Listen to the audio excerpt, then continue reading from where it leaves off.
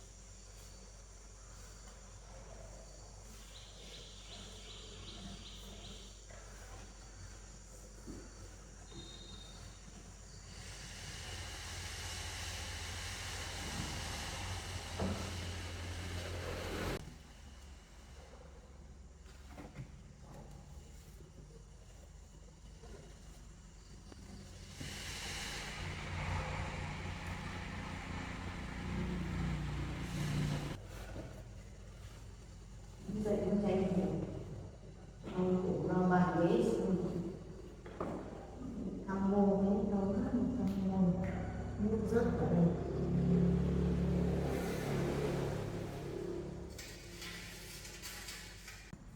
Thay nữa về lo bàn ghế.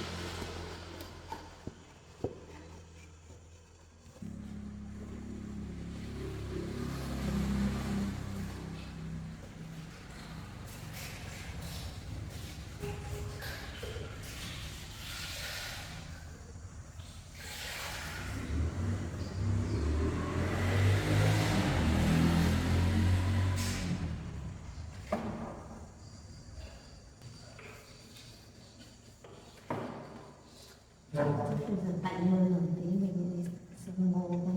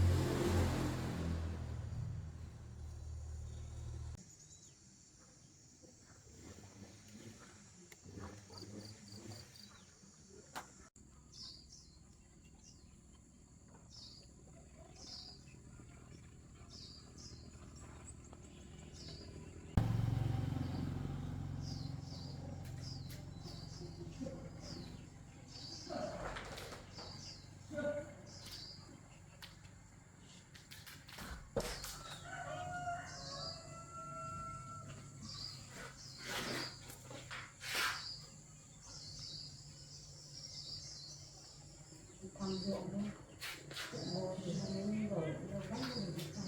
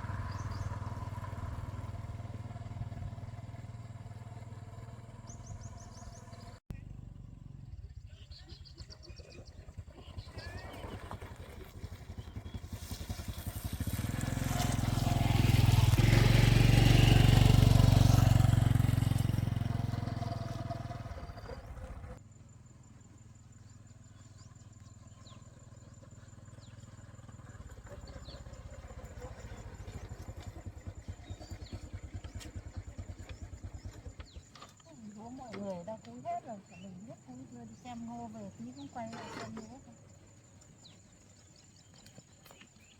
Hôm nay được mùa đẹp phết, không chết cổ bông.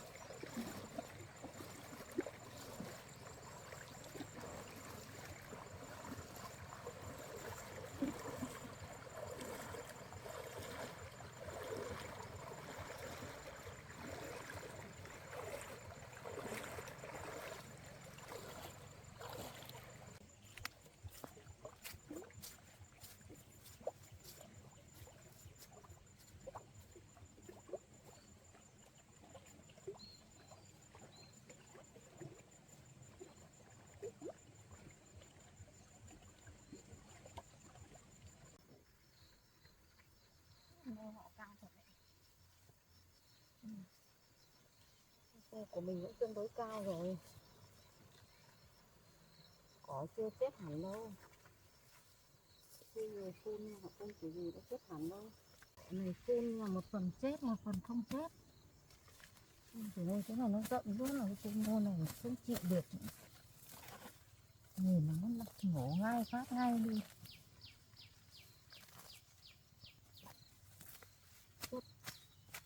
Còn tốt quá, không chết hết đâu. Nó cũng đang chết nhưng mà cũng nuôi nhiều này không biết có chết được không.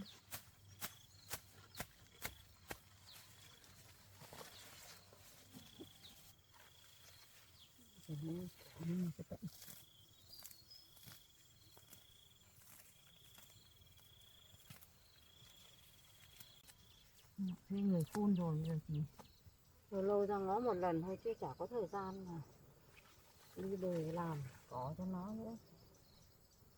Cái này sâu ăn.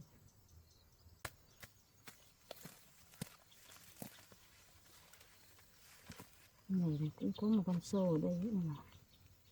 Đấy là còn ở dưới không.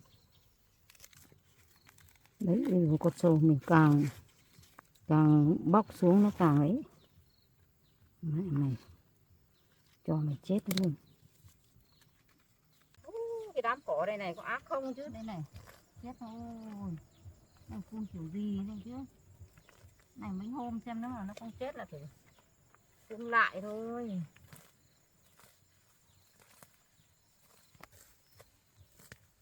Cái phun kiểu gì thế này. Chết. Lên ác thế.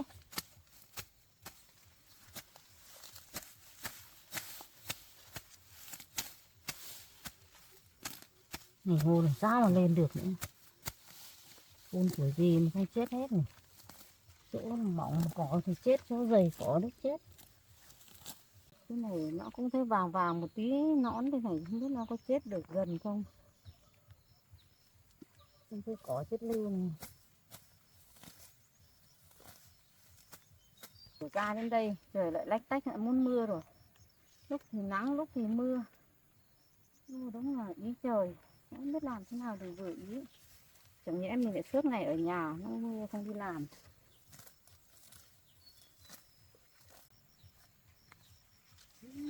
Có chỗ thì cũng thấy chết chết mà chỗ thì chả chết thế nào này.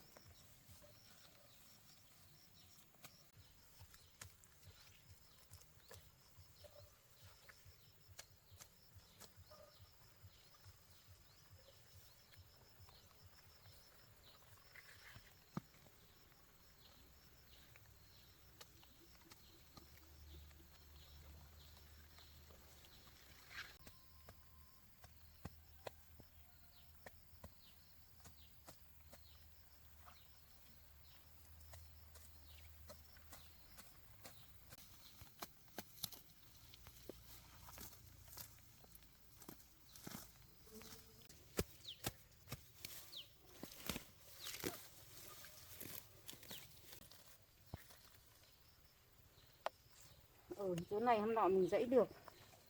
Cỏ nó cũng chết một phần, nó cũng tốt hơn ấy.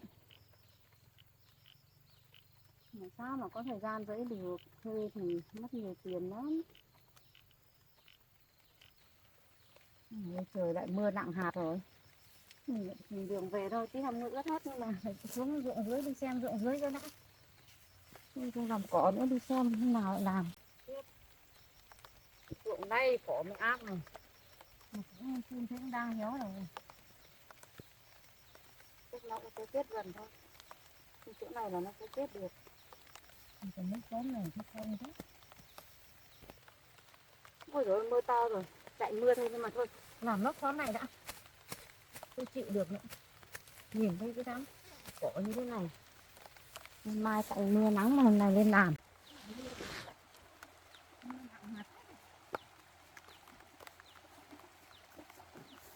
Trời này vừa ra đến nơi chỗ làm mình đã mưa.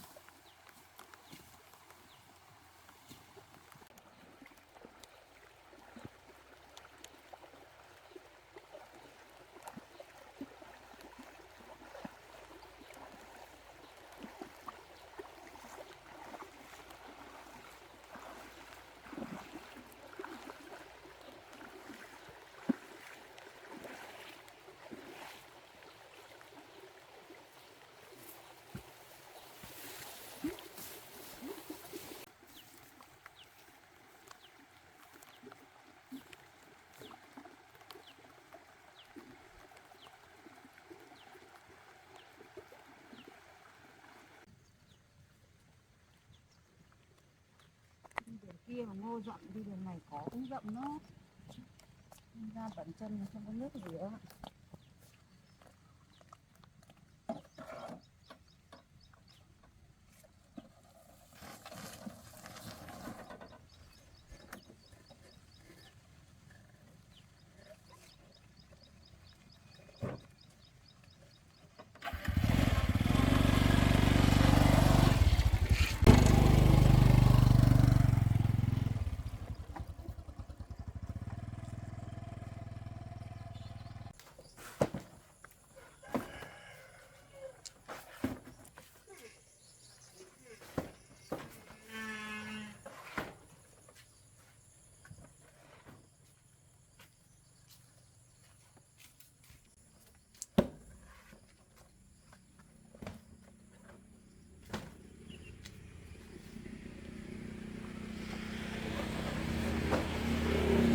Giờ không làm nữa, ông về đây tao hỏi tí.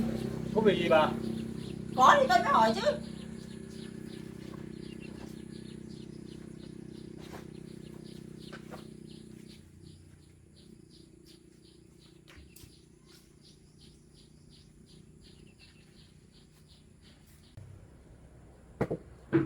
Thế có chuyện gì thì bà hỏi đi. Bây giờ tôi nói với ông nhá. Tôi lúc tôi đi vắng, ông ở nhà ông bán trâu, ông đem tiền đến cho bà Thúy. Mà tôi đã đi điều tra hết rồi.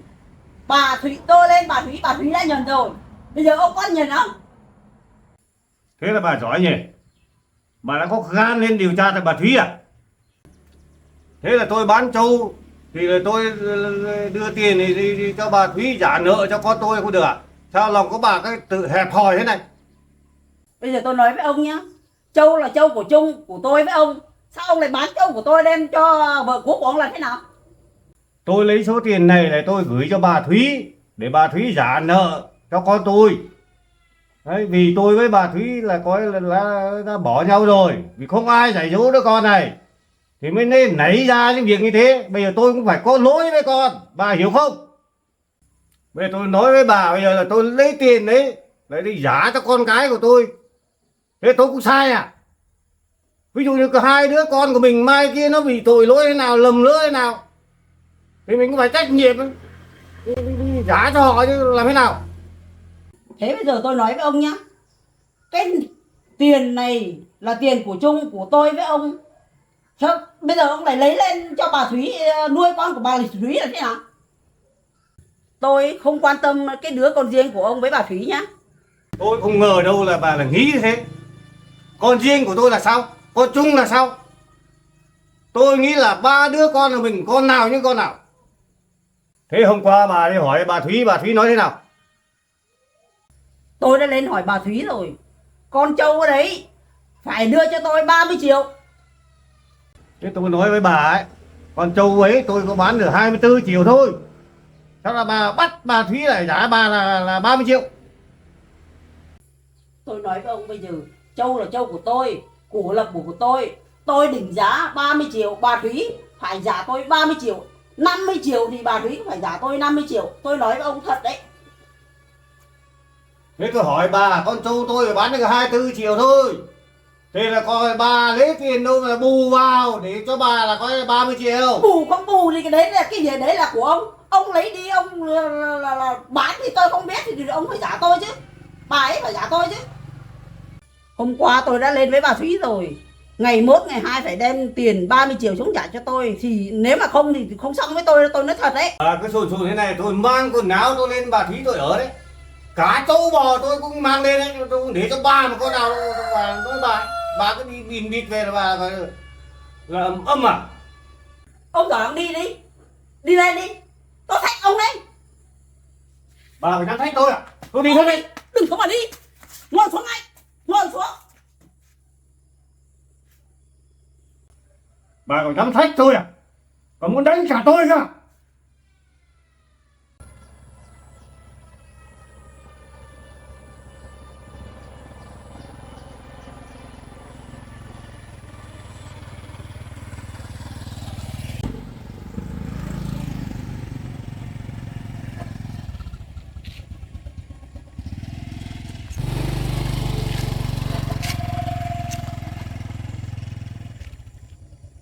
nhà này rồi.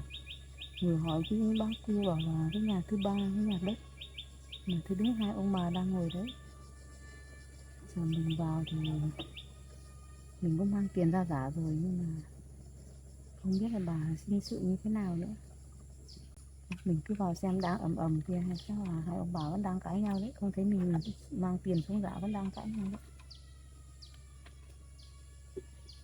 Bây giờ tôi đi làm ăn xa, cho ông ở nhà quán chết việc nhà, ông không làm, ông lại đi lên vợ cú cặp kè vợ cú xong là bán cả trâu của tôi là thế nào? Tôi nói với bà bao nhiêu lần rồi, cái số tiền đấy thì tôi chỉ đưa cho bà Thúy là coi là đi trả nợ thay con tôi thôi, không phải là tôi lên cặp kè bà Thúy đâu. Bà Thúy là với tôi là chấm dứt từ lâu rồi, vì đứa con thôi là coi là tôi phải lên thôi. Bây giờ ông cũng thích đi lên đấy mà ở lớn à? Ê, bà không nói nhiều, bà ngồi xuống, ngồi xuống, có nói nhiều nữa. Ông còn đem cả trâu của tôi đi bán đưa cho tiền đi cho vợ cũ của ông còn nói à, còn cái à? Ông làm thế mà được à? Ông nói thì bà ngồi xuống đi, ngồi xuống. Tôi không nghe, tôi không ngồi ấy. Thì Ông làm gì tôi? ngồi xuống để tôi thanh minh. Được tôi ngồi xuống, ông làm gì? Ông thanh minh thế nào? Bây giờ ông thanh minh cho tôi biết đi. Ông nói rõ cho tôi biết đi. Để tôi mới biết giải quyết cái gì vụ này. Tôi nói với bà thì cũng nhiều quá rồi đấy, cũng nói nhiều, nói đi nói lại nhiều rồi, bà không nghe tôi đâu. Chị không phải cãi nhau nữa, em xuống trả tiền trâu cho chị đấy. Được rồi, cô ngồi xuống đây. Bà xuống đây bà.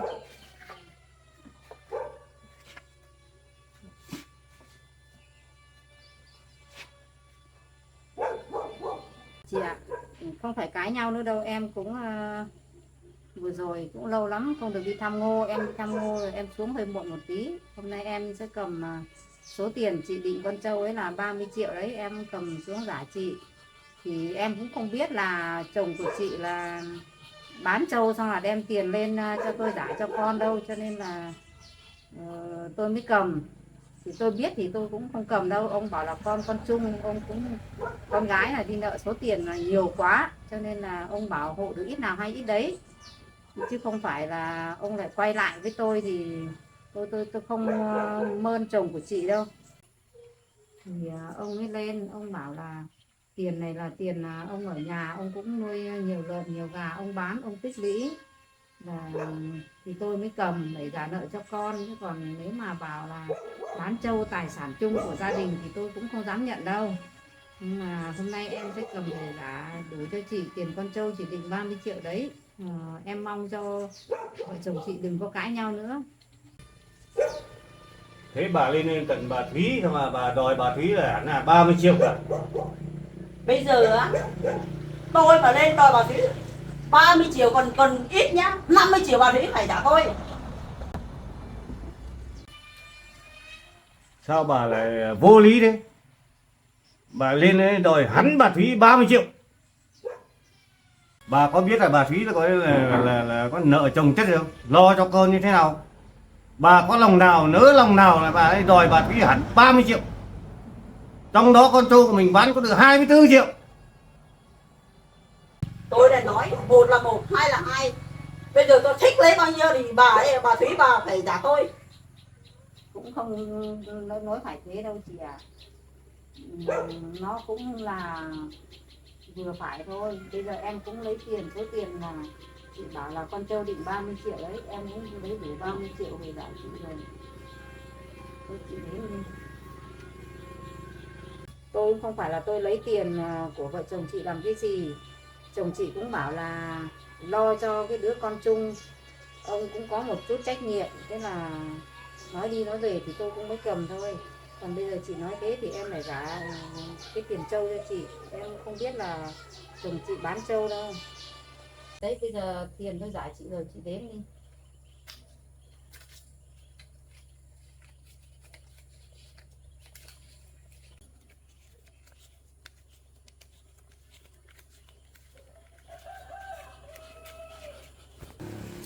Bây giờ tôi phải đếm lại.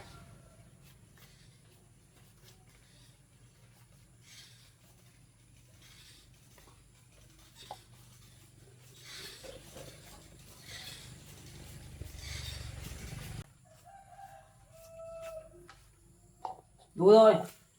Tôi nói thật với chị nhá. Lần này tôi còn tha cho lần sau chị còn lén phén với chồng tôi thì chết với tôi nhá. Chị hiểu nhầm rồi chị ạ. Nếu mà tôi còn trẻ, tôi còn thích ấy, thì tôi đi với người khác thôi, tôi không đi với chồng chị, tôi không quay lại với chồng cũ làm gì nữa. Đấy, cái lúc đấy ông mà đưa tiền lên cho tôi ở công nhận, ông bảo đấy là tiền riêng thôi, không liên quan gì đến kinh tế gia đình. Lần sau ấy, ông rút kinh nghiệm, ông đừng có làm như thế nữa, làm như thế mang tiếng cả tôi. Thế bây giờ tôi trả tiền xong rồi, tôi về thôi.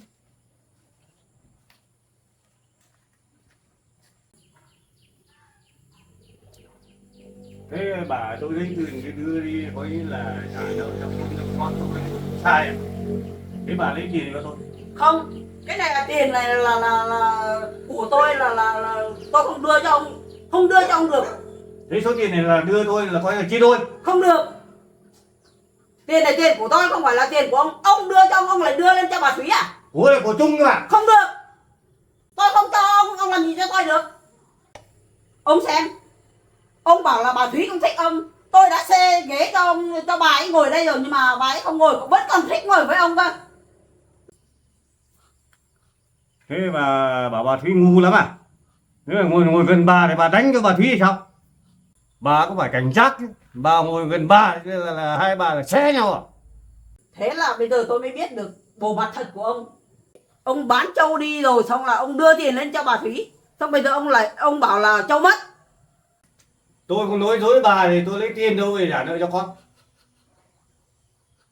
Thế mà bà cứ là đi điều tra đến tận bà Thúy.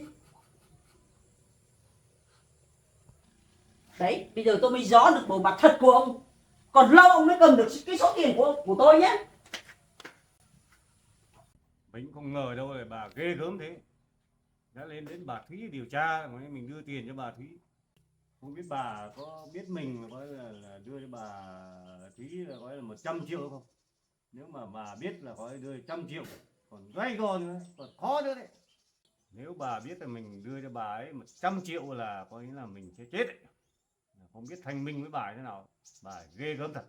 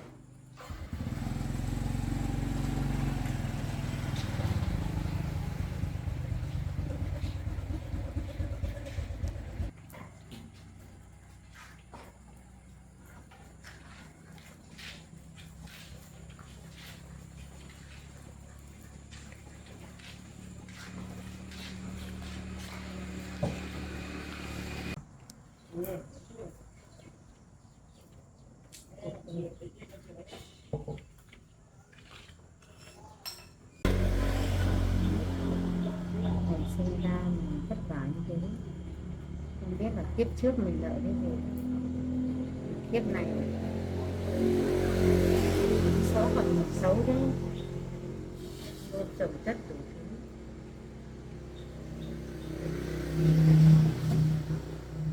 Giờ gọi điện cho cái anh Thượng Mộc, người yêu của con gái xem nào. Sao mà hai đứa nó yêu nhau thế mà bây giờ không liên lạc được với con gái, mà nó cũng không gọi điện cho mình bao giờ.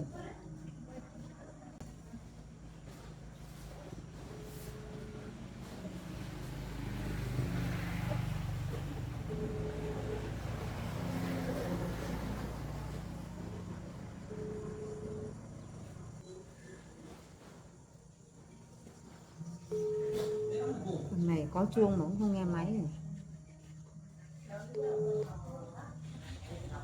Quý khách vui lòng để lại lời nhắn sau tiếng bíp do thuê bao quý khách vừa gọi hiện không nhấc máy. Cuộc gọi được dành theo điện thoại thông thường. Hay là nó đi đâu thì gọi lại một cuộc nữa xem nào.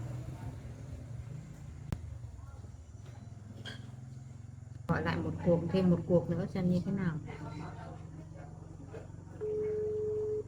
Trước đây mình gọi là thấy bác lên bác xuống, mà bây giờ lại gọi không nghe máy.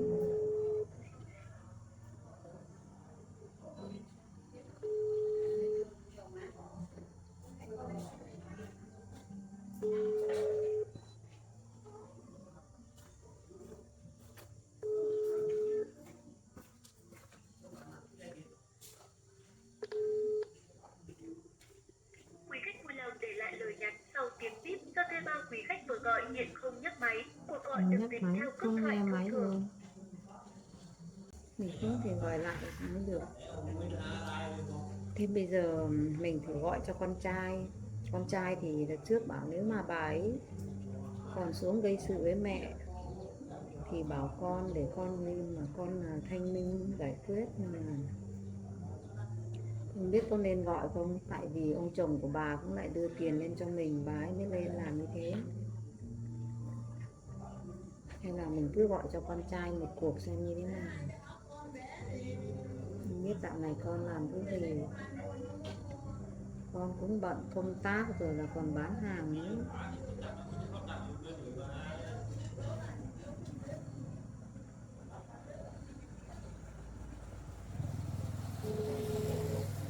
Có chuông đấy, con trai ơi, con đi công tác hay ở đâu, nghe máy mẹ đi.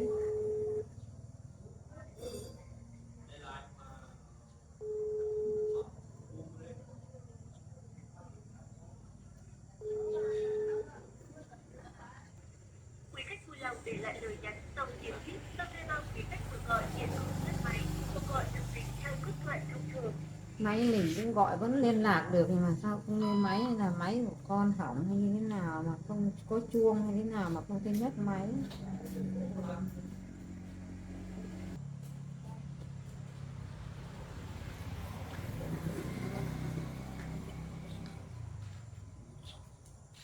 Ra với đổ đồng ra với phút thì đứa con thôi.